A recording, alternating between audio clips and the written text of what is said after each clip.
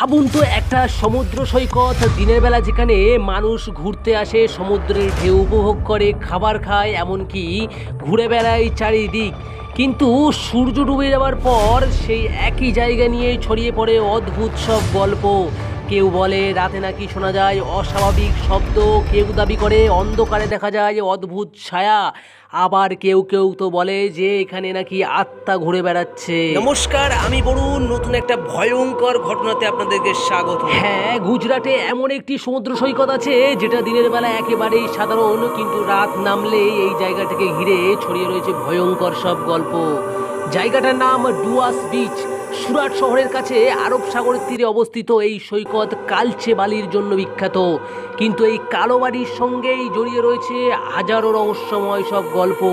প্রচলিত লোককথা অনুযায়ী এই এলাকায় অতীতের মৃতদেহ দহন করা হতো, আর সেই কারণেই নাকি এখানকার বালির রং এতটাই পরিমাণে কালচে। এরপর থেকেই শুরু হয় নানান ভৌতিক গল্প। অনেকেই দাবি করেন রাতের অন্ধকারে নাকি এখানে অদ্ভুত সব শব্দ শোনা যায়, কিন্তু কেউ কেউ আবার নানান ছায়া পর্যন্ত এখানে দেখেছে। সবচেয়ে ভয়ঙ্কর দাবি হলো রাতে নির্জন জায়গায় হাঁটলে নাকি মনে হয় একা নয়, আপনার পেছনে কেউ একজন থাকছে। কিন্তু সত্যিটা কি? ডুয়ার্স বিচে ভূত বা আত্মার উপস্থিতি কোনো বৈজ্ঞানিক প্রমাণ নেই।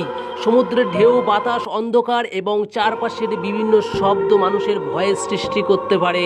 তাহলে ডুয়ার্স বিচ কি সত্যি ভূতুরে, নাকি বহু বছরের লোককথার রহস্যময় পরিবেশই তৈরি করেছে এই ভয়ের গল্প? সত্যিটা হয়তো আজও পুরোপুরি জানা যায়নি। আজকের ঘটনাটা এই পর্যন্তই। আবার দেখা হচ্ছে নতুন কোনো ভয়ঙ্কর ঘটনা নিয়ে। তার জন্য একটা সাবস্ক্রাইব করে দাও।